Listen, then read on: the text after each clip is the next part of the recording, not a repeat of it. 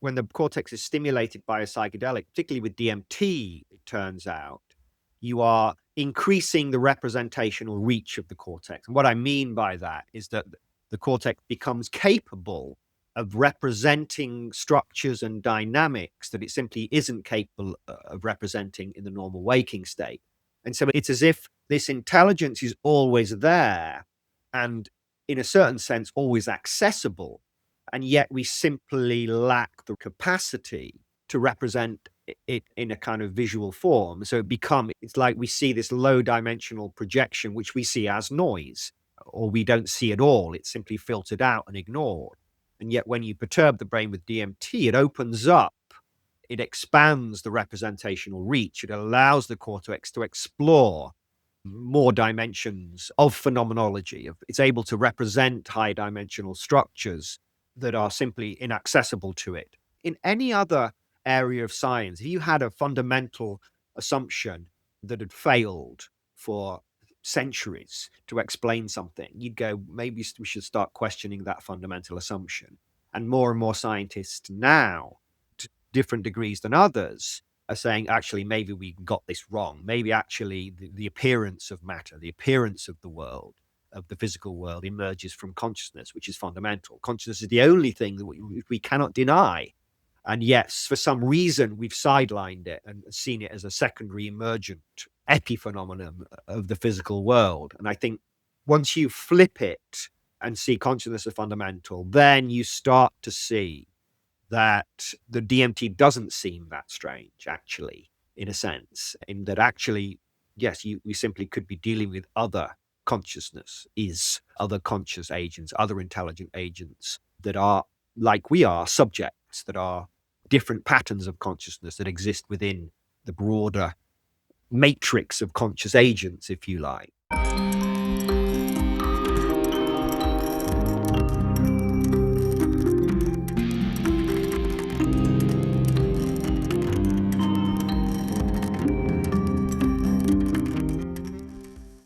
Welcome to episode 33 of Humans on the Loop, the show I started after spending most of a year at Mozilla studying how we meet the power of exponential technology with the wisdom to use it.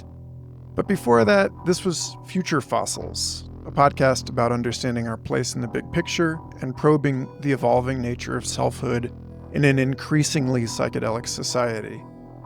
Deep down, these are the same questions, and even though the show has taken on more of a technological gloss, every conversation we have here about the future of institutions, the nature of machine intelligence, and the growing pressure for radical cultural change lives within a more fundamental frame I can't ignore. What are the wrong assumptions we currently take for granted? And how do they cramp our sense of the possible? What if the stories we're telling ourselves are profoundly mistaken? And what if reality is vastly different and wider than the world we think we inhabit?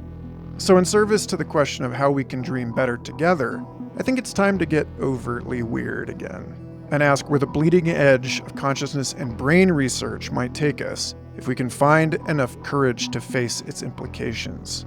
As I discuss in this episode with renowned psychedelic neuroscientist Andrew Gallimore about his latest book, Death by Astonishment, research on the potent psychedelic DMT strongly suggests that four-dimensional space-time isn't as fundamental as we currently make it out to be. The world as we know it is merely the limit of the average modern brain's waking state representational reach, a shadow of the n-dimensional cosmos simulated under specific metabolic and information processing constraints. But we are in fact capable of much more richly multidimensional world models. The price of entry to hyperspace is watching your object-based separate self construct transfigured in a higher logical order, and our baseline waking state representational reach can shift. Global electronic culture, with its collapse of linear temporality through digital storage and long-range forecasting, and its collapse of spatial extent through just-in-time supply chains, light speed news transmission, and the transnational limbic collectivization of social media, is itself a kind of hyperspace that puts new evolutionary pressures on us just as language did 1 million years ago. In other words, I see a convergence between the extended state DMT research Gallimore helped pioneer and the new normal of an ever weirder world defined by advanced AI, high-dimensional modeling, and revolutionary physics. It's time for us to update our cosmology and the theories and practices that flow from it. And if we are to navigate this rediscovered hyperspace, what better way to learn than by lingering for study in the worlds revealed by DMT and the astonishing convolutions of self and other with which they confront us? What new shapes will we and our sciences take as we integrate the intense strangeness of these experiences? How do we even begin to practice truly psychedelic science? And what insights might we be able to bring home to the Flatland where we spend most of our waking lives? How will this transform the way we think about technology, about the goals we set for ourselves as a species? Andrew has spoken at length about his work on many, many podcasts with audiences larger than my own. So for this conversation, I tried to push us deeper, provoke some off-road explorations, and contribute something fresh to this ongoing discourse. Whether or not we succeeded, this is a snapshot of an evolving discipline I expect will transform the way we think about ourselves, reality, our place in time, and our relationship to the machine. As usual, we opened more threads than we managed to tie off and left a lot of room for you, the listener, to weigh in with your comments and reflections on a profoundly weird and important domain of inquiry. Disclaimer, I'm on the advisory board for the nonprofit research center Neuroscience, where Andrew sits on the board of directors. Other colleagues and former guests are also formally involved, including Carl Hayden Smith, Dennis McKenna, Andres Gomez Emelson, Ada Paris, and Sarah Huntley. And you will find links to all of our conversations, as well as Gallimore's book, information on the new Eleusis research facility, and the science we discussed in this episode in the show notes. Thank you for listening, and enjoy.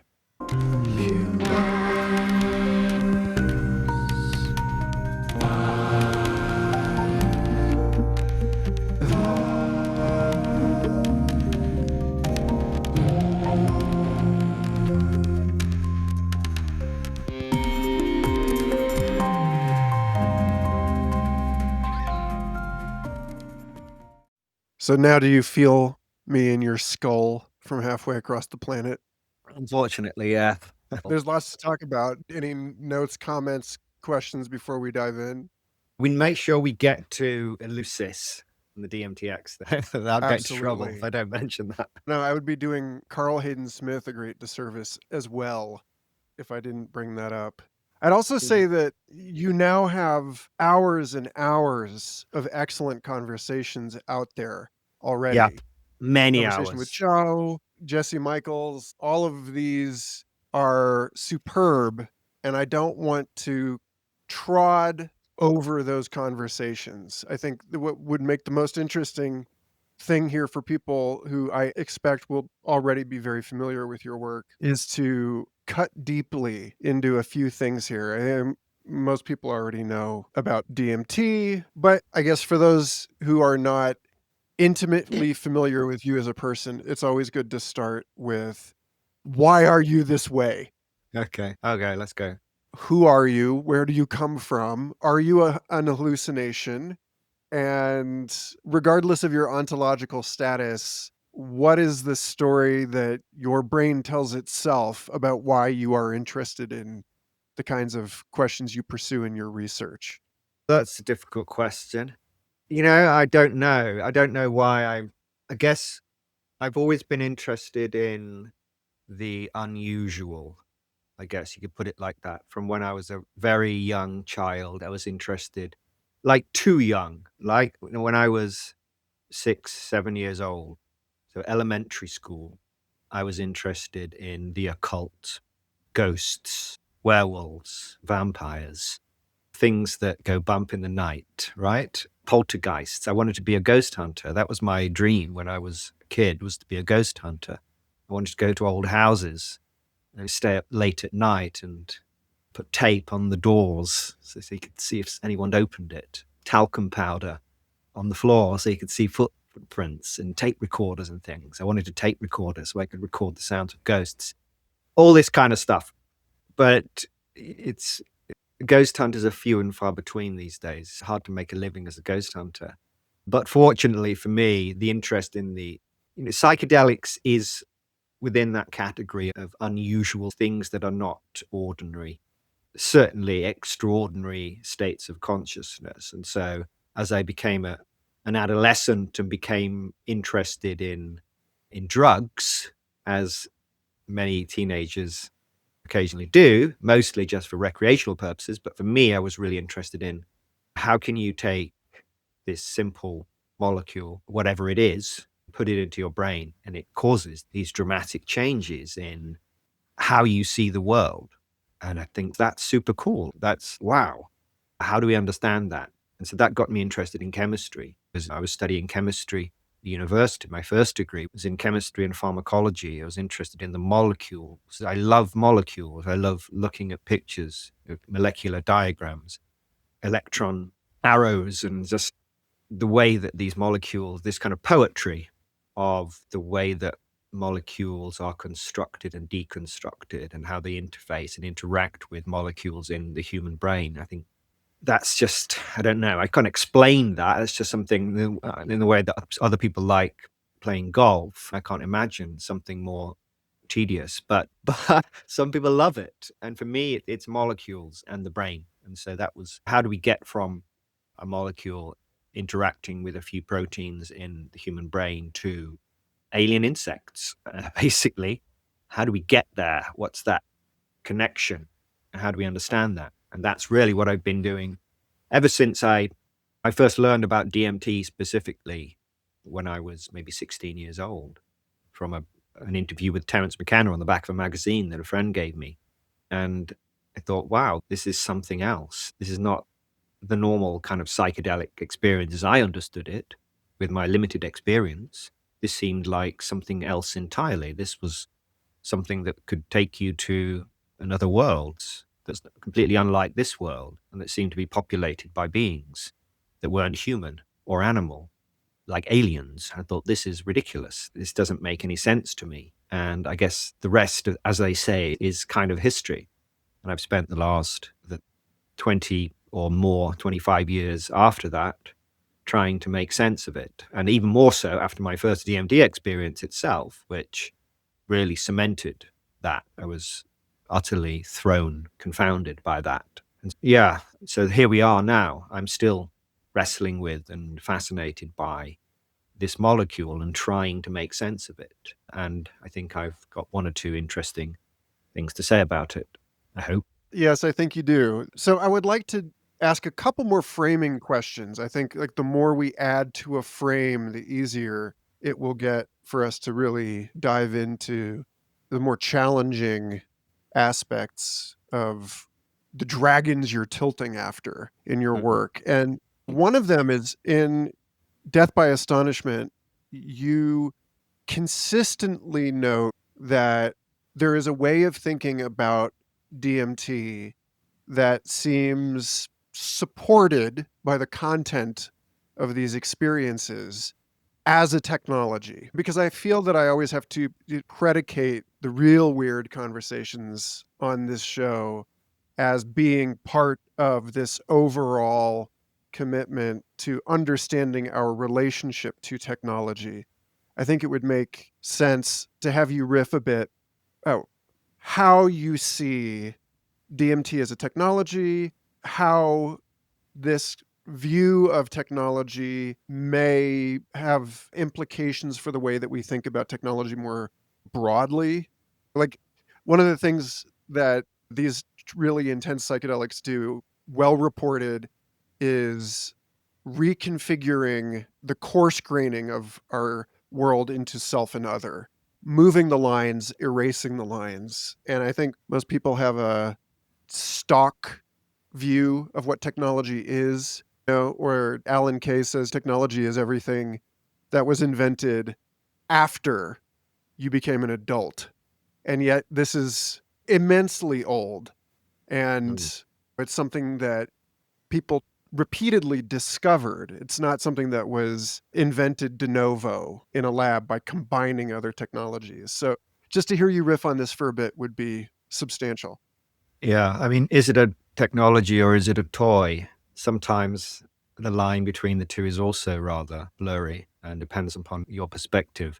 But yes, you're right, of course. Unlike when we think of other technologies as things that humans created, invented. With DMT, it's like we picked up the mantle from nature, or should I say from the rest of nature. We are, of course, a part of nature, and we play a role in that sense. There isn't this black line that distinguishes humans from nature, and we are participatory in nature. And what's striking about DMT, there's a couple of angles here. First of all, it has a number of peculiarities, this molecule, in that it's not a molecule that you can just stumble upon with, let's say, psilocybe mushrooms. It's very much something that you can imagine humans plucking mushrooms and munching them down as food and then discovering that, oh, these ones are different to all the others and do some rather interesting things to my mind. But with DMT, one doesn't have that privilege because it doesn't really matter the level of DMT you might find in any particular plant. It's invisible. It's ever present. DMT, it's ubiquitous, this ubiquitous plant alkaloid. And yet, for the vast majority of human existence, it's completely invisible because it's completely inactive. And it takes a certain level of cognitive and technological advancement to actually discover DMT or discover its effects. Of course, when DMT was first being used by indigenous peoples in, say, Amazonia, they didn't understand the presence of the molecule DMT, and yet they were able to develop a technology to experience its effects. The ayahuasca, again, this is something I also point out repeatedly in Death by Astonishment, is that ayahuasca it's a technology. It's not just a plant-based decoction. It is a true pharmacological technology in that it exploits pharmacological synergy when you have two molecules together, two or more molecules together that have either much greater or entirely different effects than either one alone. And so in that sense, I see DMT as a technology. It's something we had to learn to extract, to isolate, to understand. And then once isolated and understood what molecule we were dealing with, what was the actual psychoactive molecule, and that's something that Stephen Zara, the Hungarian physician, can be credited with back in the 1950s. We then have to learn how to use it. Zara, he swallowed it, first of all, up to a gram of pure synthetic DMT that he'd made himself, and nothing happened. It wasn't until a colleague suggested he should try injecting it that its remarkable effects on consciousness were realized. And I think we're still learning to use DMT now by treating it as a technology, something that we develop and learn to use rather than just as a drug. One could say that the optimal mode of DMT administration was discovered in 1965 by Nick Sand when he spilled some DMT freebase on a hot plate and discovered that you could vaporize it. For many people, that is how you take DMT, is by vaporizing it. But we know now actually that's not the most efficient way of consuming it or ingesting it, administering it, and that injection into the bloodstream and now this continuous infusion protocol DMTx, developed by myself and Rick Strassman, seems to be further. I'm not saying that's the be-all and end-all either, but it seems to be a progression. We seem to be still on this curve of developing DMT as this technology. And from the other perspective, I think simply the idea that a molecule that can allow you, one must allow me some room for speculation here, but a molecule that potentially allows you to interface with normally non-perceivable intelligent agents, whatever they might be, that opens a channel of communication in some way to normally non-perceivable intelligent agents. That sounds like some kind of communication technology that we're, again, learning to use. So I think broadly shifting your mindset from this is a drug, because there are many drugs, hundreds of thousands of different drugs. And if you treat DMT as just another drug, then I think you lose the true essence of it, which is as this communication technology, I think. So it's just a shifting the mindset by treating it as a technology, because then you think, okay, now this is something we actually need to develop, improve upon, not necessarily improve upon the molecule, but we can't rule that out. That's another angle of inquiry. But improving how we actually use it and interact with it, how we interface with this molecule and exploit it and make use of it as this technology for communicating with otherwise entirely non-perceivable intelligent agents. Did I answer your question there? Yeah. Nested inside everything that you've just been saying, I want to highlight the fact that when people come to the strangeness of the DMT experience, there's a fork in the road, and you're taking a fork that a lot of people are afraid to take. I am very accommodating to your speculations on this because I feel that for much of the discourse, there's a sort of shying away from the efforts to investigate what is actually the nature of the beings that populate these experiences. My friends Phil Ford and J.F. Martell at Weird Studies talk about thin end claims and thick end claims. The thin end is the phenomenological. It's easy to say, I experienced this. It's easy to gain purchase into an intersubjective agreement that these are things that routinely happen to people under particular quasi controlled circumstances to the extent that you can control set and setting and physiological set in the psychedelic experience.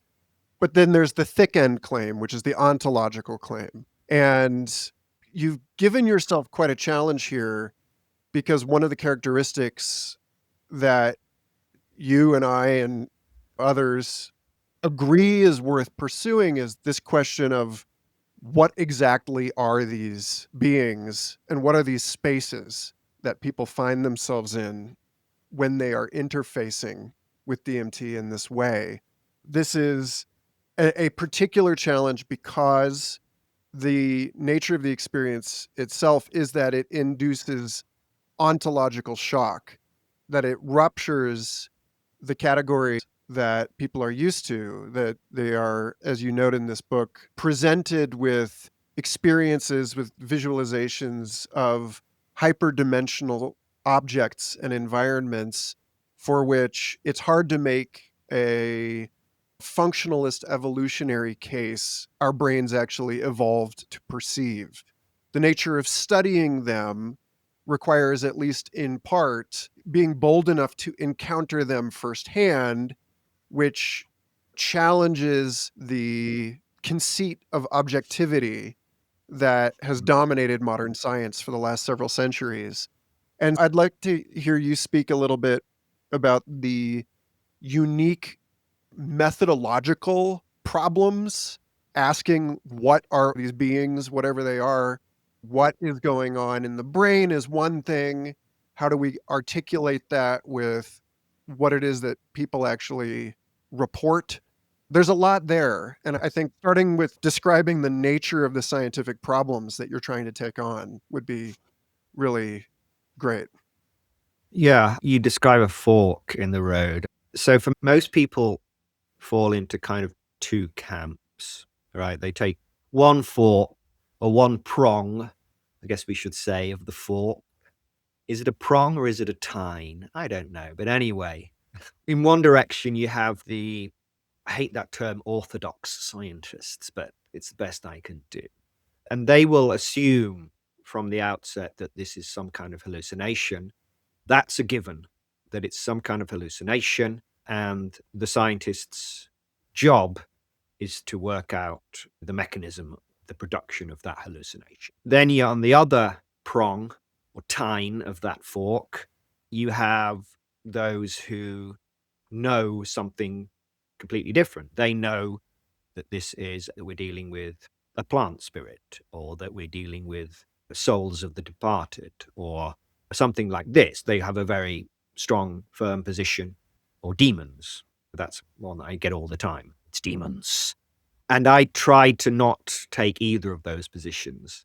I think the challenge that I have is that I don't want to say this is definitely hallucination, because I don't believe that. What I try and do, I guess, to put it as simply as possible, is rather than telling people what I think the DMT phenomenology is, it's a hallucination. No, it's a plant spirit. And these things are unresolvable. So what I try and do is to say, okay, I'm going to try and tell you what DMT is not. So we'll take the hallucination explanation, we'll take the exotic dream imagery explanation, we'll take each of these, we'll take the Jungian archetypes explanation, and we will say, okay, let's assume that this is a form of hallucination. Does this make sense? Does this hold water? Can we deconstruct that explanation, see whether it succeeds? Does it leave a lot to be explained?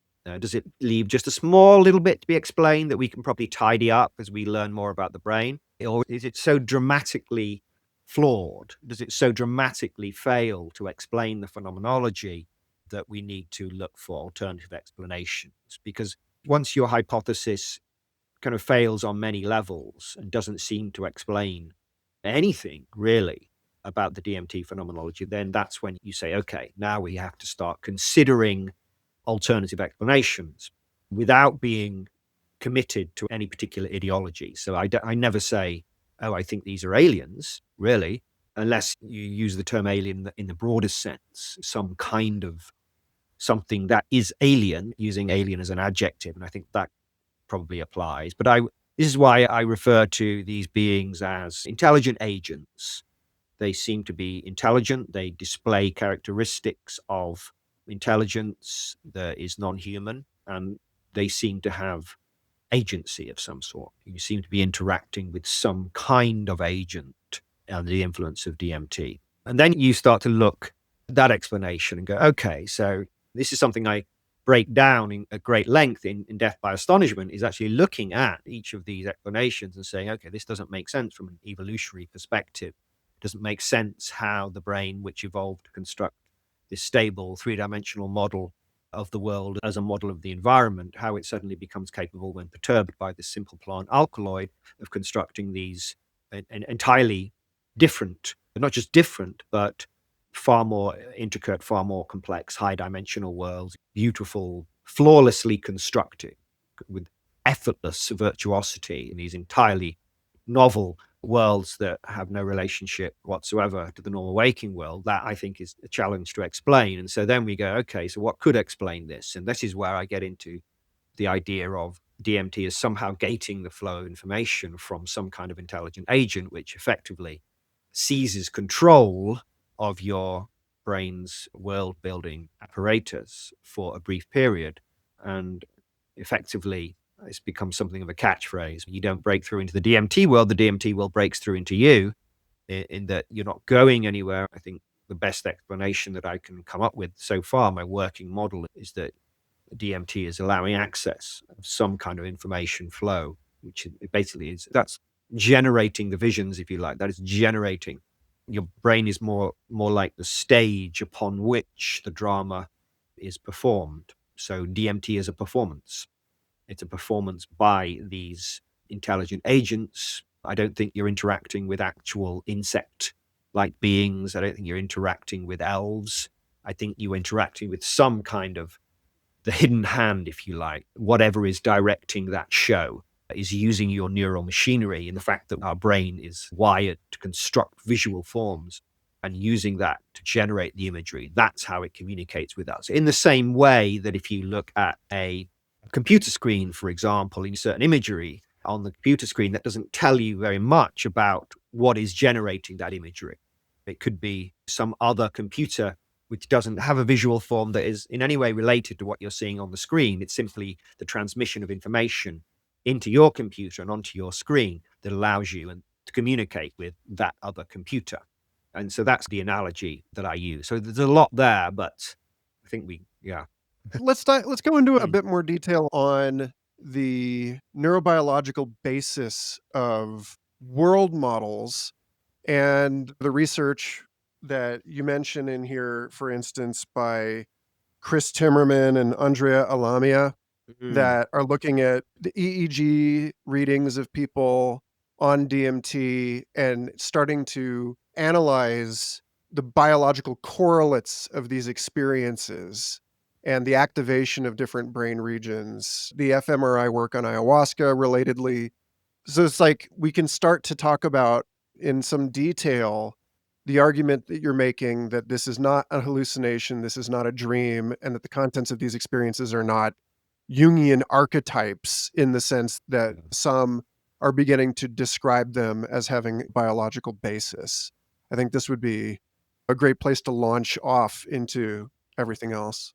Yeah, I think neuroimaging can tell us a lot. It can tell us about the kind of network activity, what kind of patterns of neural activity accompany or correlated with the experience. The work that you mentioned, so Chris Timmerman's work, I think is very important because it tells you a lot about the neural activity that accompanies the DMT state. A little bit of background. So when you put someone into an MRI scanner and they view images, so they're seeing the world, right? So the world that we experience is, we don't see the world in itself, so to speak. We see an interface, as Donald Hoffman would call it, or a model, as Carl Friston would call it, right? But they're talking about the same thing. We only ever see, we live inside a dark box, really, which our skull is a dark box. There's no light gets into our skull as such. But the brain uses these patterns of sensory inputs that come from the eyes, if we just restrict it to the visual world. It uses it to inform, to modulate a model. The world you experience is always the model that your brain is constructing, and your brain uses this model, or it tests its model continuously against sensory inputs. So it has this model of what it thinks is going on, or what it thinks is a good model of what's going on outside, a functional, working, adaptive model of what's going on in the environment. And it continuously tests that model against sensory information. But you never have direct access to the environment. And that always applies. And it also presumably applies in the DMT state. You're not seeing the DMT world, whatever that might be, as it is, as such. You're seeing a model that's being somehow constructed in your brain. Now, what's interesting is that with modern EEG techniques, you can actually see the flow of information through the brain. So when you're viewing the world, you see a flow of electrical waves flowing from the back of the brain, which is the primary visual cortex. This is what receives information from the eyes, from the environment, and that flowing forward across the cortex. And this is the neural correlate of visual sensory perception. Now, if you close your eyes, so if you're having EEG and then you close your eyes, you will actually see those waves stop. So the brain stops receiving information from the world, and then you will get a reduction in those waves, what are called forward flowing waves, coming from the back of the brain towards the front. Now, a long time before Chris Timmerman was on the scene, there were some earlier studies with the ayahuasca. A Portuguese scientist whose name I can't pronounce, I forget. But anyway, he was interested in the neural correlates of the ayahuasca state, which of course is fundamentally a DMT state. And he asked the question, the ayahuasca state is a very visual experience. So is it like seeing with your eyes shut? This was the phrase he used, seeing with your eyes shut. And so what he did is he said, okay, you will put an EEG cap on somebody, and then we can measure the flow of information from the back of the brain to the front as a kind of correlate of visual sensory inputs. And he found that indeed, when the subjects without any ayahuasca, before they'd taken ayahuasca, when their eyes were open, you can see the flow of electrical activity from the back of the brain towards the front. When they closed their eyes, that stopped. All perfectly normal and explicable. But then when they gave them ayahuasca, even when their eyes were closed, they still saw this flow of information from the back to the front and lots of activity in the primary visual cortex. So his conclusion, and Jordi Rieber, the late great Jordi Rieber, also did similar experiments. So together we can see that ayahuasca generates this state in which even when a subject has their eyes closed, the primary visual cortex, the cortex that is normally responsible for receiving visual sensory inputs, is still very active as it is when your eyes are open normally, and the information is flowing up. So it's exactly like seeing with your eyes shut. You are seeing another world. Now, at the time, in Rieber's paper, his explanation was this is some kind of system noise flowing up. Spontaneous activity in the primary visual cortex, which is flowing up through the levels of the cortex. And that would make sense if you were seeing just geometric forms, spontaneously emergent patterns of the primary visual cortex, Sure, I'd be happy with that explanation for that. Chris Timmerman did the same experiment with DMT. And again, he was able to measure using much more advanced technology, because this was several decades after Reber's experiments. And he again showed that when someone was injected with DMT, the neural signatures, the flow of information from the primary visual cortex up forward through the cortex, was indistinguishable from visual inputs, even when they had their eyes closed. So again, where is that information coming from? Is it, as Reber suggested, just system noise? Again, I struggle with that idea. I struggle with the idea that the human cortex is spontaneously generating not just wild and chaotic or intricate geometric patterns, but is actually generating fully coherent other worlds with staggeringly complex structure, staggering narrative complexity, just engineered with utter precision, these entirely alien worlds. I find that difficult to accept. And so it suggests to me that these could be, and I'm not saying this is absolutely the case, but this is what you would expect if indeed you were seeing with your eyes shut. In other words, the visual system appears to be engaged because it is engaged. It is engaged within the sensory perception of some alternate source of information, some alternate source of sensory inputs. And that's what you're seeing here. When someone is on DMT, is you're seeing the hallmarks of that. They are literally seeing, with their eyes shut, they are seeing another world. And it's not a world that is simply spontaneously generated, in my opinion. Chris Timmerman would certainly disagree with me on this, I should add. He doesn't draw the same conclusions as I do, but that's fine. So I want to click to expand on the issue of noise and detour through your Yeah. writing on the argument against dreams in particular, because you quote David Chalmers in here as saying, dreams never give you something absolutely new. You talk about how there's developmental psychology research looking at the dreams of preschool children and people as they get older, and that early childhood dreams have no narrative structure. The children have not yet learned to compose narratives. And I think like the case that you're making here is that dreams are never more structurally complex than the models that your own brain is capable of constructing. And yet that's exactly what we're getting here. But then just to give you something to juggle with that, you have Eric Hole's work on the overfitted brain and the idea that dreams are performing a function of like noise injection, that it's a way of basically keeping the brain from Yeah. overfitting like a machine learning algorithm on its training data. And you go into great detail in Death by Astonishment on the role of noise and the issue of you can take some time to explain this because I don't think we've really talked that much on the show about criticality and phase transitions except in passing.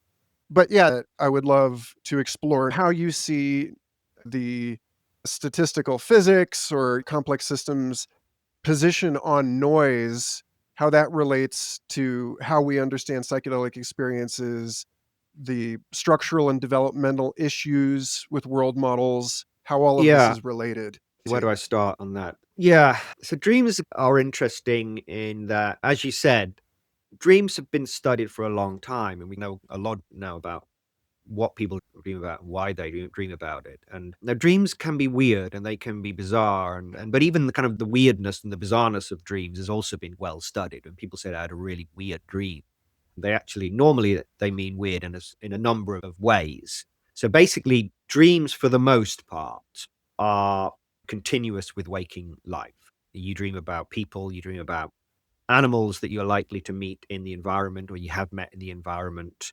You dream about scenarios. They tend to be scenarios from normal waking life, but those that tend to be kind of negative valence. So people are more likely to dream of bad things happening confrontation, aggression, fear, jealousy, anxiety generally.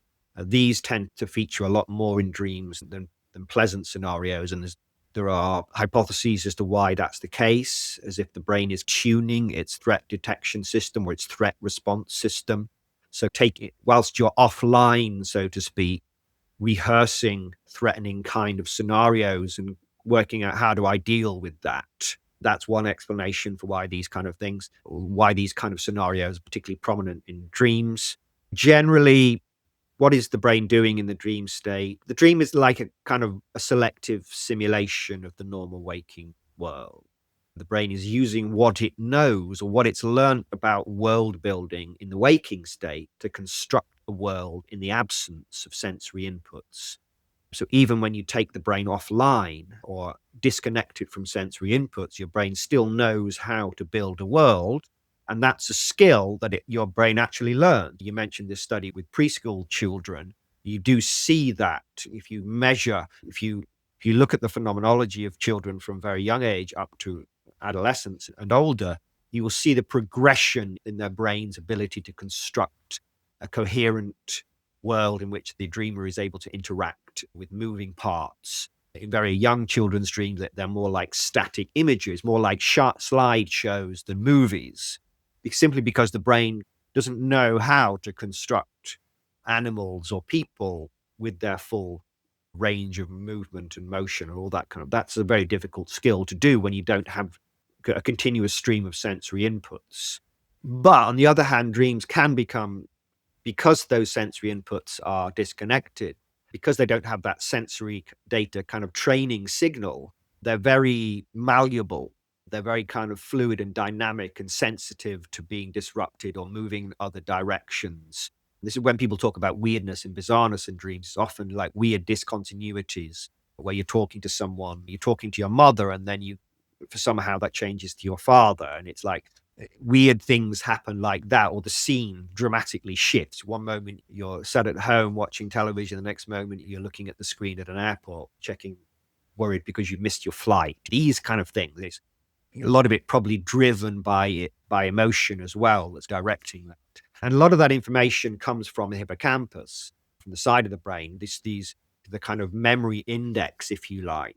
So your brain is using this. Again, goes back to the idea that dreams are used. One of their roles probably is to consolidate memories by replaying. The hippocampus really is like it's like an index of world models that your brain constructs in the normal waking life. And when you have a memory, when you remember something, it's like you're reactivating certain patterns. And the hippocampus is doing that all the time. When you dream, you actually see this flow of information from the hippocampus, particular types of low frequency waves that flow over, reactivate those and consolidate memories in the cortex. Overall, your brain in the dream state isn't doing anything. We don't understand dreams fully. We certainly don't understand their purpose fully, but we know a lot about them. We know that there's no great mystery there when it comes to dreams in terms of how is it possible that we are dreaming. No, it's just your brain constructing a world model in the absence of sensory inputs, as it does in the waking state, but while disconnected from the environment. And it's using its stored models. It's using information from the hippocampus. It's using stored models in other areas of the cortex, and it's using that to construct this world.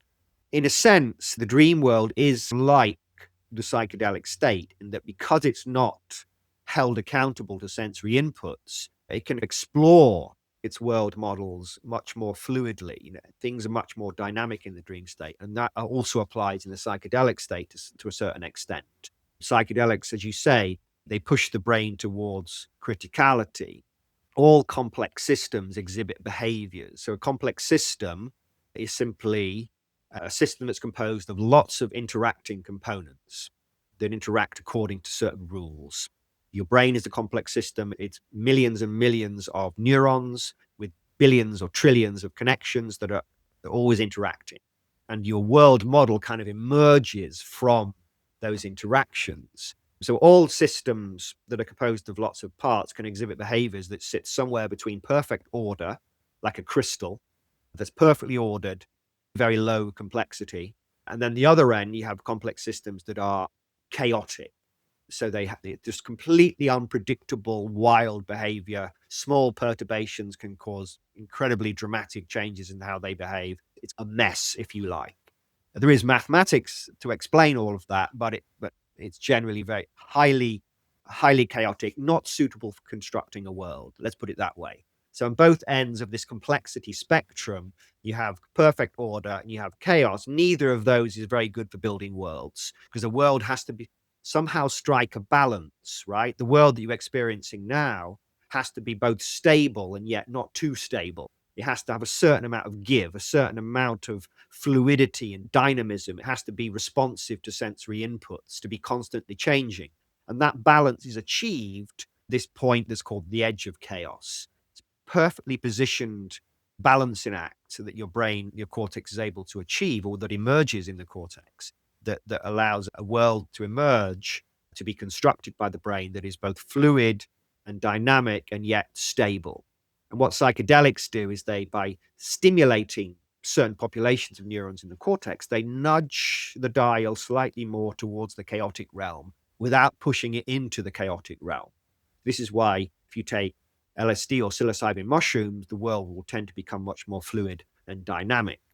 So you're pushing towards criticality. Criticality is the point of no return when you descend into chaos. So you're trying to push the brain close to criticality without pushing it into the chaotic realm. Now with DMT, it seems to transcend that. It pushes the brain initially into this highly fluid and dynamic state, this chaotic almost state. But then it's as if the brain shifts from the ordered state or the complex, partially ordered state of the normal waking world into this kind of chaotic state. And then it collapses into a new order. It finds a new well, if you like, within the state space landscape of the cortex, where these entirely different worlds are being constructed that don't contain humans, that don't contain animals, that don't contain the normal stuff that we see in dreams. In other words, your brain starts constructing a world that it hasn't learned to construct. It's not using its waking world models. It's using models that have nothing to do with the normal waking world. That it's like the brain is speaking a language, I always say, and start speaking a language it never learned to speak, and doing so completely flawlessly. And that's, I think, where I struggle. That's why I can't accept the standard explanation that this is just a type of dream, because it's not. Yeah. So one of the themes that keeps coming up in trip reports, as well as in these information theoretical descriptions, if I'm going to draw a poetic association and ask you to speculate on whether it's not merely poetic, has to do with temperature, which is why I brought up noise. Early on in the book, you're talking about William Burroughs's first DMT report, where he describes being caught in a white hot metal lattice in this soulless place of the insect people. And then later on, you talk about John Lilly and his experiments with ketamine, and this being another example where there's something about the information theoretic temperature, in the sense that people talk about high temperature search being very noisy. And Lilly comes to the conclusion that he's interfacing with a solid state computational intelligence that could, as you put it, exist in a vacuum at much lower and higher temperature than water-based forms of life. Spoiler alert for you wanted to hear about the trip I talked about with Danny Jones, where, for whatever reason, the beings that I felt like I encountered on ayahuasca, when I inquired into their nature, told me that they were appearing to me in a particular guise, but that their actual physical reality was as magnetic holograms inside a high temperature plasma of metals at the center of our galaxy. When I had Eric Davis on the show, and he wrote this book, High Weirdness, for MIT Press, and looking at the experiences of Phil Dick and Terence McKenna and Robert Anton Wilson, wanted to introduce this idea of a metabolic ontology. And when you talk about complex system science, I think about how it emerged from the physics of disordered magnetic domains, and the modeling of complex Right. systems required a much higher level of dimensionality. It required modern computing in order for us to analyze these things.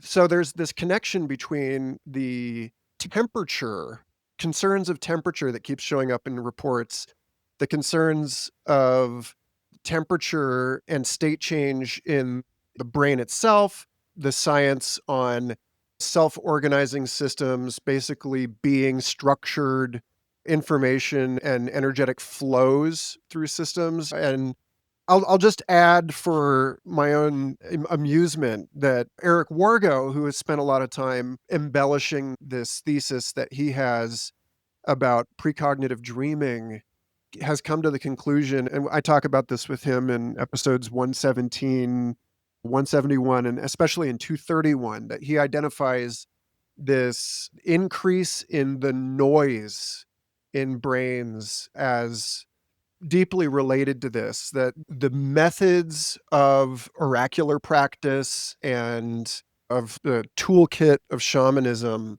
seems to leverage noise in a way that he has come to believe that noise is not actually like unpatterned information, but is future information. He's got this idea of retrocausality or superdeterminism, that information is flowing in quote unquote both ways.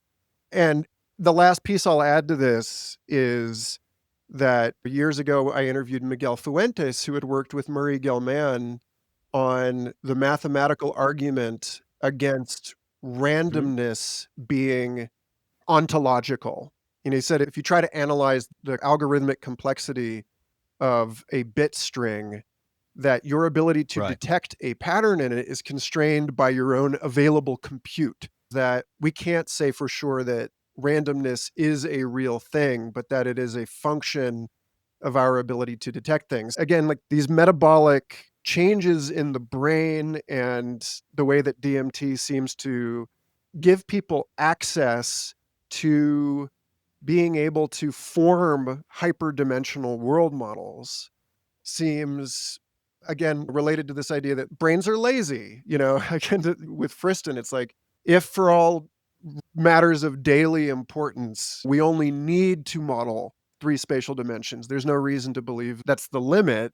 It's, yeah, I don't know. Well, There's a I think lot when it there, comes to but I temperature, would what just love to toss that at we you and see there are what many sticks. examples in physical systems where you increase some kind of energy parameter, right? When increasing temperature, you're increasing some kind of energy parameter, and you will see the opening up of other degrees of freedom. You see this in molecules, for example. If you heat up certain molecules, they begin to vibrate in entirely different ways. And so, in in a sense, the molecule is able to express or represent more dimensions than it can in a low temperature state. And that dovetails nicely with what psychedelics are doing, is that they are, Andres Gomez Emilson likes the idea of an energy parameter, and I do too. He looks at it purely in phenomenology and energy parameter of consciousness, but you can link that also to an energy parameter of the cortex, and that you're stimulating certain populations, you're perturbing certain populations of neurons, and you're opening up degrees of freedom of the cortex. So I'm actually working with someone at the moment, and I wish I could say his name, but it's a bit under wraps. But anyway, I'll tell you what we're basically working on, kind of the limits, the representational reach, if you like, of the cortex. In that, when the cortex is stimulated by a psychedelic, particularly with DMT, it turns out, you are increasing the representational reach of the cortex. And what I mean by that is that the cortex becomes capable of representing structures and dynamics that it simply isn't capable of representing in the normal waking state. And so it's as if this intelligence is always there and, in a certain sense, always accessible. And yet we simply lack the capacity to represent it in a kind of visual form. So it's like we see this low dimensional projection, which we see as noise, or we don't see at all. It's simply filtered out and ignored. And yet when you perturb the brain with DMT, it opens up, it expands the representational reach. It allows the cortex to explore more dimensions of phenomenology. It's able to represent high dimensional structures that are simply inaccessible to it. And that then allows it, and again, I can't say too much at this point, hopefully I will in the next few months, but it's kind of allowing you to interface with other intelligent agents that themselves have much higher levels of complexity and dimensionality, and that simply we don't see them normally, even though they're always there, wherever there is, wherever here is. And yet in the DMT state, we're able to reach beyond our normal representational reach and actually start to represent the structures and the dynamics of these beings, these intelligences that are far beyond. We live in this very mundane. If you think about it, we sit one rung up from Flatland. And that's interesting in itself, in that the world we see is extremely simple in terms of dimensionality. It's as if our brain has evolved to represent just enough dimensions that allows us to make sense of what we need to make sense of, what we need to interact with, and what's important for survival. No more, no less. As soon as you increase dimensionality, you increase complexity dramatically, and it becomes much more difficult then to actually make sense, because perception is all about making sense. It's not about being true, not about building an accurate, truthful representation of the environment. It's about building a model that makes sense and is adaptive and allows you to navigate and manipulate and interact with and perform adaptive functions as an organism.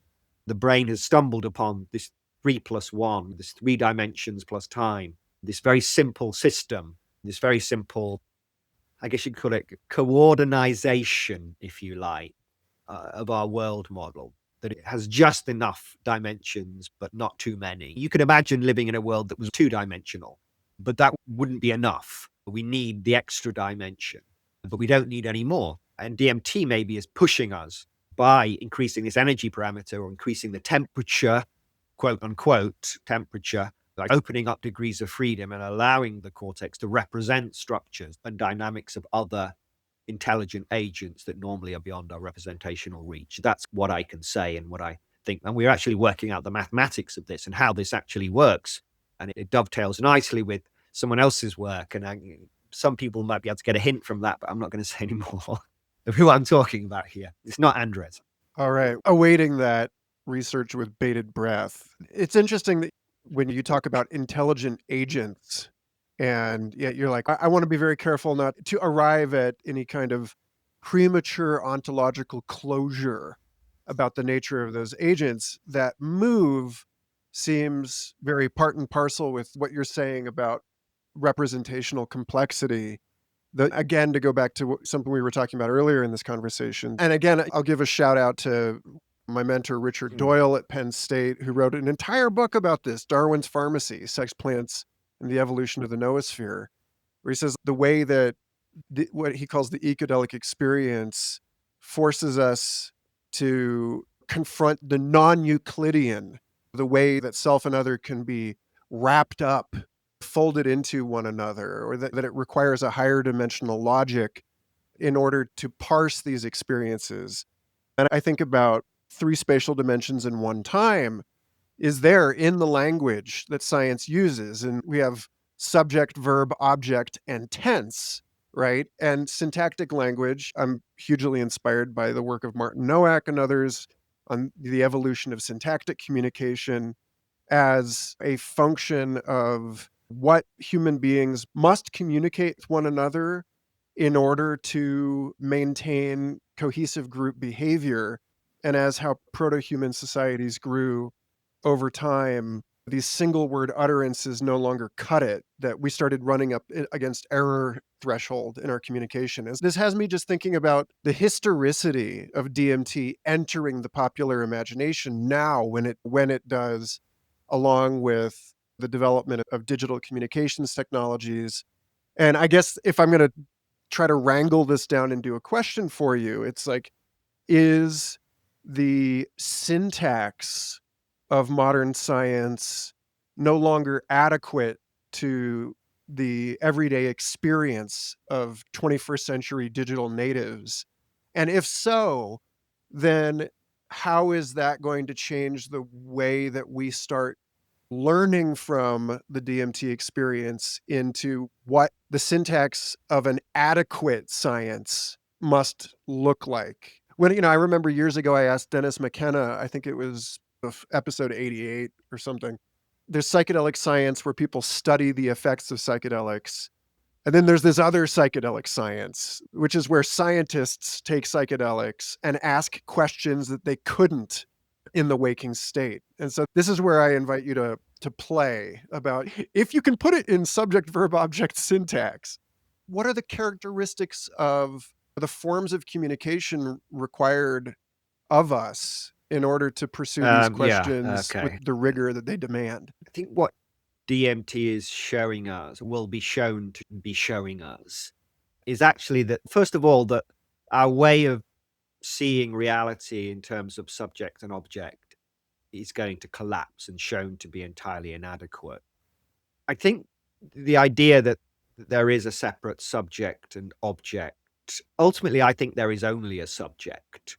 So, in a sense, those that say that the DMT state is just part of your own mind, in a sense, they are correct, but not in the way that they think they're correct, if that makes sense.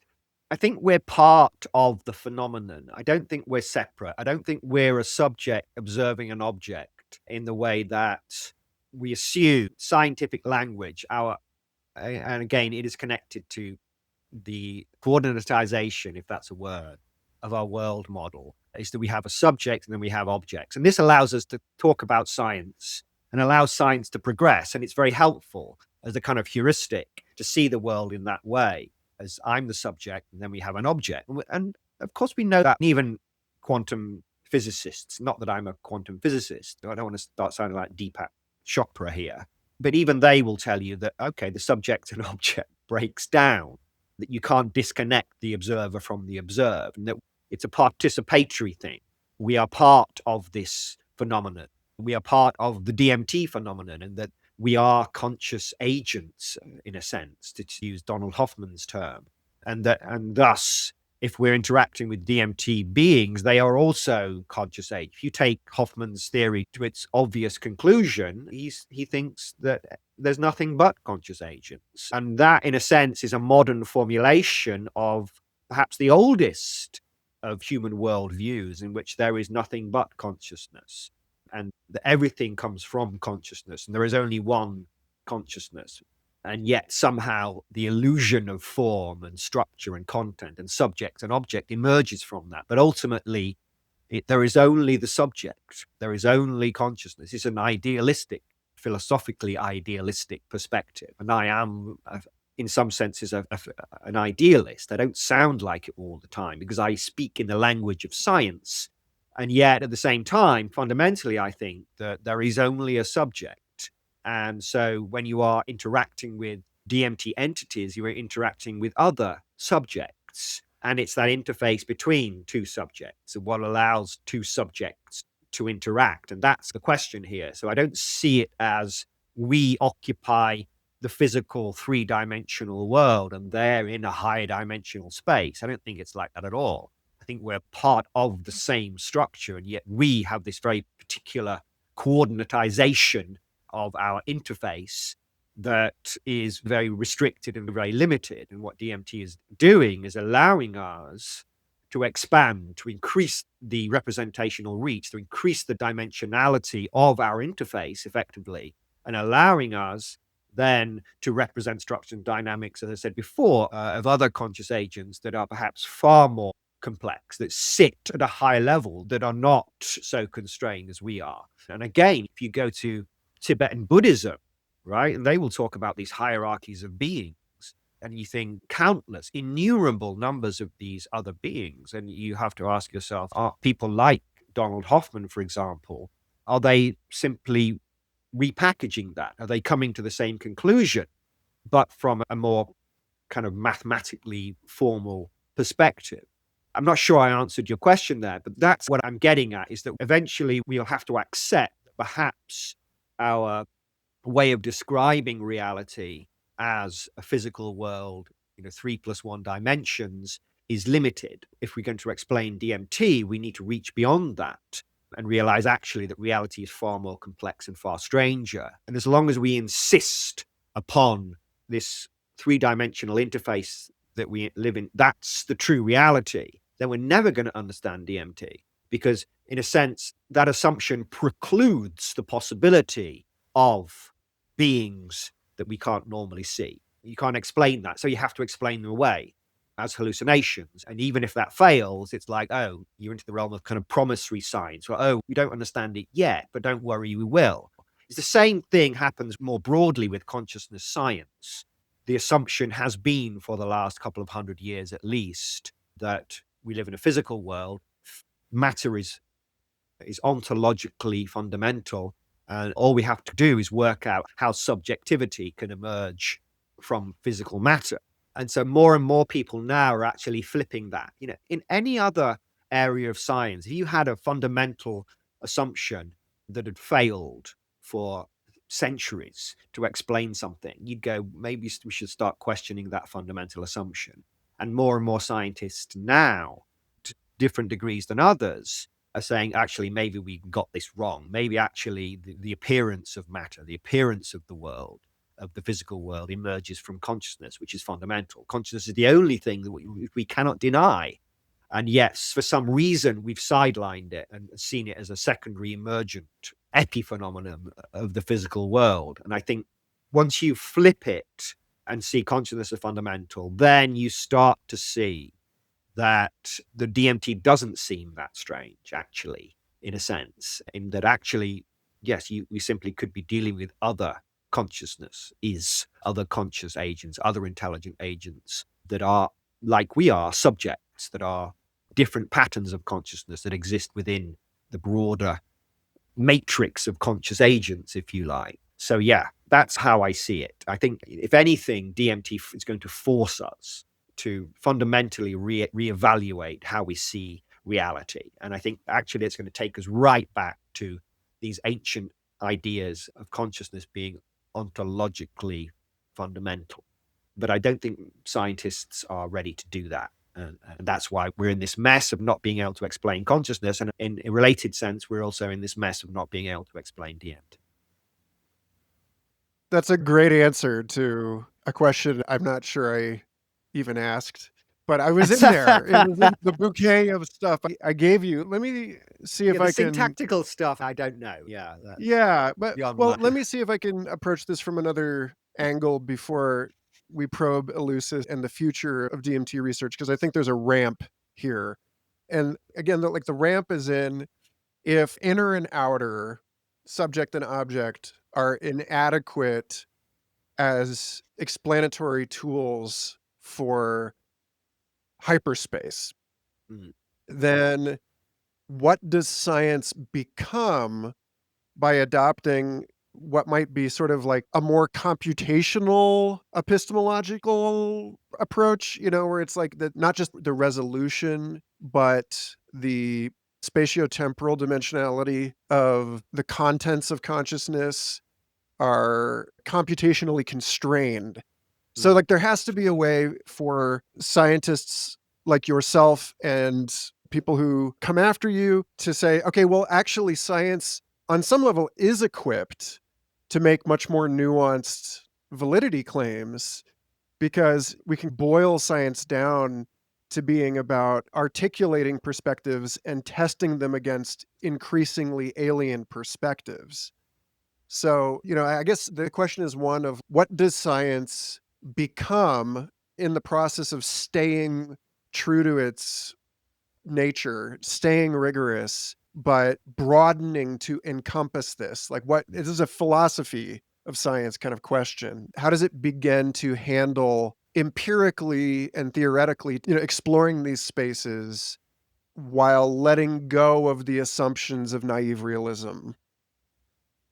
Yeah, I think science can work. You don't have to change the scientific method here. I'm not suggesting that you have to do that and just fly off into the ether and start talking about spirits and angels and things like this. I don't think that's necessary. You can still do science. I mean, if you accept what is science, when you perform a scientific measurement, right? Science is all about doing experiments, right? That's the method. You have a hypothesis and you test it by doing an experiment, performing an observation. That observation always takes place through the medium of consciousness, right? But in a sense, you're restricting the subject when you perform a scientific observation. If you measure the way that a particle moves or the way that a particle scatters, you're actually narrowing and controlling the perception. You're controlling the subject as much as anything.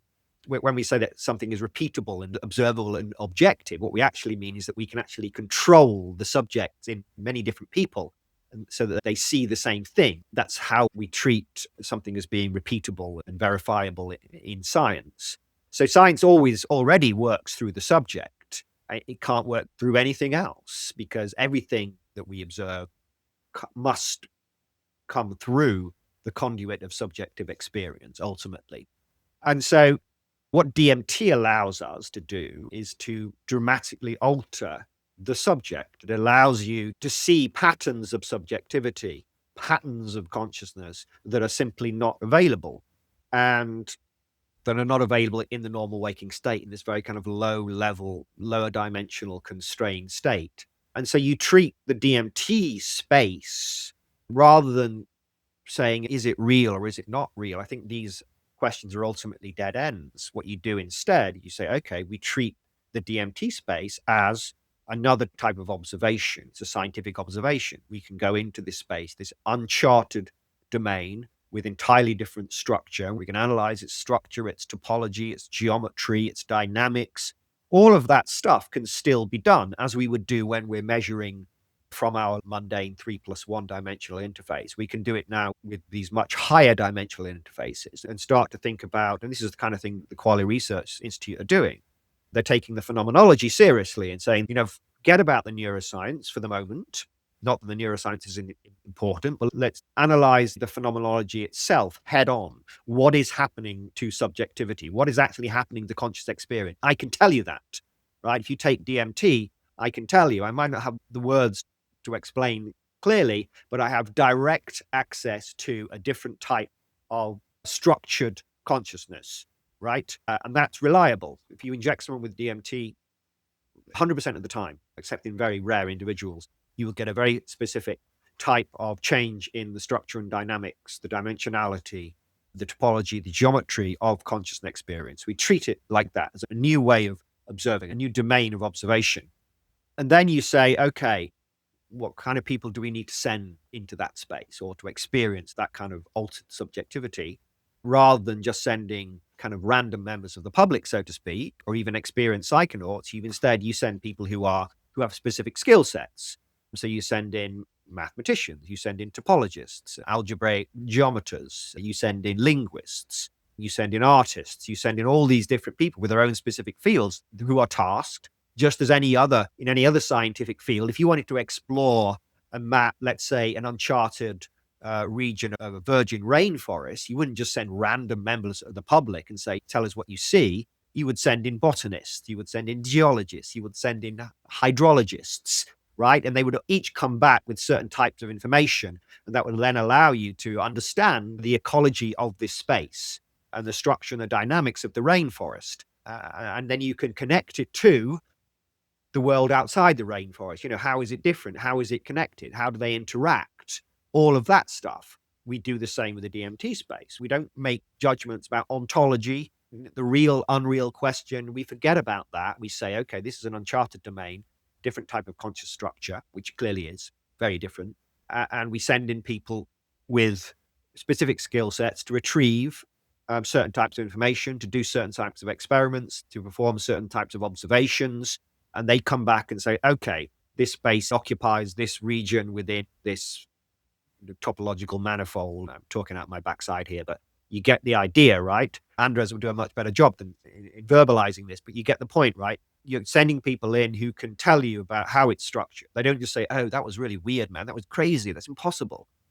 Cool. But you want someone to say, actually, this is why it's impossible. This is why it's so different from human experience, because it operates in 6 dimensions, because it's part of a hyperbolic structure. And there are these space groups that show these beings operate in some kind of different experiential algebra or something like this, or the language they're using is information rich, but it's not related to human languages in this way. And all this kind of stuff you can do without making judgments as to the ontology, which is a dead end, I think. And that's where, of course, the DMTx technology comes into play, because that's the tool that we can use now to stably induce someone into the DMT state. So instead of being a rapid kind of roller coaster where they're fired into the space for a couple of minutes and then dragged out again, they can be induced into the state, immersed within the space stabilizes, they can navigate the space, and they can spend time delivering real-time information to the team waiting on the outside, so to speak, about its structure and its dynamics and all that kind of stuff. Then we start to think, okay, how does that inform our model of reality? How does that inform our understanding of what reality is and how reality is structured, and how that higher dimensional space relates to our lower dimensional space? And that gives then a broader picture, hopefully, ultimately, of how reality is constructed. Is it just a three-dimensional world and that's it? Or are we in fact kind of a lower dimensional slice, or experiencing a lower dimensional slice of a much richer and more complex high dimensional structure? That's the ultimate aim, I think, of working with DMT. It's a unique opportunity to efficiently and reliably access other forms of subjectivity, which ultimately is going to inform how we see reality and how we understand reality. Yeah, so I guess you've already started to trace the outlines of this, the idea that a certain amount of expertise is required in order to examine and understand what you're seeing through the telescope. You need to book time in the observatory. Right. That extended state research is really necessary to start tackling some of these questions. So I guess this is where I invite you to talk about Eleusis and beyond. You end this book talking about the vision of D.M. Turner, a pseudonymous Mm. psychedelic researcher who said that under the influence of DMT, they entered some type of research center full of large metallic pods for putting people into suspended animation. And you talk about the possibility of people spending enormous amounts of time in here formalizing the antipodes of the mind. So what does this actually look like over the next couple of years, and what is the sort of inaccessible holy grail for you of DMT research that you hope you live to see? Yeah. So, I work with a nonprofit out of Florida, Nautics, NAUTICS.org. And we've been thinking about what we call SETI of the mind, this idea of treating the DMT space as a largely unexplored and certainly not understood new domain territory, and just treating it as a place to explore and understand, a place where there are beings that we can establish stable two-way communication with. So we've had our eye on this kind of experiments and this kind of work that I was just talking about for a long time, using the DMTx technology, which now shown to be safe, effective, tolerable. The problem, of course, is a venue for doing this kind of work, in that very difficult to get funding in a standard research institution at a university to say, oh, we want to study communication with non-human intelligent agents. They'd laugh you out the room. And you have to cloak it in other stuff, like Rick Strassman did, by saying, oh, we're going to measure changes in blood pressure and things like this. And then as a side effect, get all these beautiful trip reports. But I think we've moved past that now, where it's just about gathering trip reports and looking for patterns. Now we're talking about actually sending people in with specific tasks and doing experiments. And there you need a focused study that is focused on that kind of stuff. And that's not that palatable to the kind of mainstream research institution. So we've always struggled with a venue. Fortunately, a couple of years ago, we started working with the Eleusis team. So Eleusis, Eleusis, as in the old Eleusis, ancient Greece, the Eleusinian mysteries. So Eleusis, they happen to have a very good working relationship with the government in St. Vincent and the Grenadines in the Caribbean. They basically was able to acquire a unique and special license, which allowed them to do research using psychedelics, any psychedelic. And so we started working together and thought, okay, this is an ideal venue for DMTx, like a flagship. There's no institute anywhere in the world where anybody can go and spend time and undergo DMT, at least not legally. And so Eleusis, over the last kind of 3 years, been working together. They've been raising funds to set up this research institute stroke retreat center on this island in Bequia in St. Vincent and the Grenadines that is called Eleusis. And the aim is that it will be both a research center to do ultimately these kind of experiments, this kind of work that we've always dreamed of at Neuroscience, but also as a retreat center where anyone, even without experience in specialist fields, can come and actually experience DMTx, and over a number of sessions, spending several days on the island with all the kind of the preparation and the integration, and all properly medically supervised, anesthesiologist delivering the DMT infusion, which is essential, in my opinion, a psychiatrist that will screen them beforehand and sign them off as being suitable, a medical care team of nurses in the room, and everything that's required to safely administer DMT to human subjects. So finally, after several years in the planning, this is about to open. So from March of this year, 2026, the Eleusis team specifically will be welcoming the first subjects onto the island who can undergo DMTx a number of times in a beautiful setting with all of the safety protocols and the medical team all set up. And then people can go, actually, if they want to sign up, they can go to Eleusis Mind, ELEUSIS mind.com, and they can check out what this center looks like, and they can even put their name down and apply to undergo DMTx on the island if they want. They're accepting applications now. So that's how I see the future ultimately of DMTx work, not just in the Caribbean, but ultimately globally, ideally. Obviously, there are massive legal challenges there, but that's how I see it. That's the future. That's my contribution, in a sense, by introducing the idea of DMTx to the future of DMT research, is having people, as you said, this DM Turner trip report, where people were spending large portions of their lives, maybe not all the time, but certainly much more than just a couple of minutes. We could be getting into hours or even days. I mean, obviously, once you get into days, you have to start considering things like managing bodily processes. You have to deal with waste management. You have to deal with food delivery and all that kind of stuff. But that technology is also already there. It's there from a medical perspective. Those kind of technologies there for maintaining the human body. It's also being developed for space flight as well. The idea of putting someone in a state of not so much suspended animation as such, but in a state where they're effectively asleep and that all their bodily functions are being managed whilst they're on a several-week trip to Mars or something. I see a similar kind of technology being employed here, ultimately, where you would go in a pod and you would input your journey time. This would all be largely automatic, and you would lie down in the pod and it would take care of all of your bodily needs, and then you would spend a couple of weeks within the DMT world. And we would become effectively transdimensional citizens, if you like, in that we're no longer just constrained by our 3+1 dimensional world interface, but actually we can spend time interacting with beings that are perhaps far beyond us. And that might be the next step in human evolution. Our next step is learning what is the relationship between us and this broader structure and these beings, and is there a way for us to cross over? That's getting into almost like transhumanism there.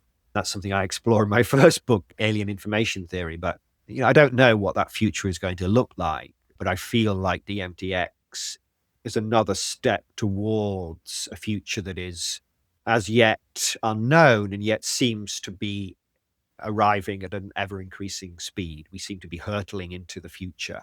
And I don't think any of us really know what the world is going to look like in 5 years' time. But I don't think it's going to be uploading our consciousness onto some kind of mainframe, some sort of server system. I think that's a massive failure of imagination from the West Coast kind of tech bros. I think actually we're going to, you can tell I despise that crowd, but we're going to approach the future directly face on, subjectively. The idea of uploading our consciousness is kind of a stupid idea. loading our consciousness onto a computer. That doesn't make sense to me. I think science is going to begin to understand, again, having forgotten for several hundred years, that actually subjectivity is all there is, consciousness is all there is. And we're going to start to learn science, the structure and dynamics of consciousness. And we're going to approach our next phase directly, face on, subjectively. And DMT, I think, seems like the best case for the tool that allows us to do that. So I know I've kept you long. If you have time for one more, I think that you being open about your critique of brain uploading, and I'm right there with you. I have been for ages. You bring up something in this book I would be a fool for not giving you a moment to address before we go, which is John Smart's transcension hypothesis. There's something inherent in the DMT experience that's saying the way that we think about technology as something that gives a separate self leverage over an external world, the way that it challenges that, there's like an isomorphism between that and the conventional SETI approach of looking for extraterrestrial intelligence out there. And you talked about this at length on other shows. I want to acknowledge them and their work with you on that. But you getting into the negative Kardashev scale and transcension, and to ask you to just give a moment on how you might imagine the future coevolution of humankind and technology in light of this sort of non-Euclidean or convoluted relationship between self and other, I think would be a lovely place to sign it off.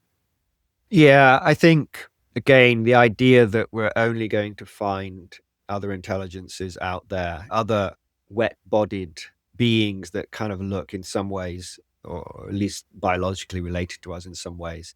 I think that's, again, just a massive failure of imagination on the part of science, and works within that constrained 3+1 dimensional interface. And I don't rule out the possibility that we would find beings in that way.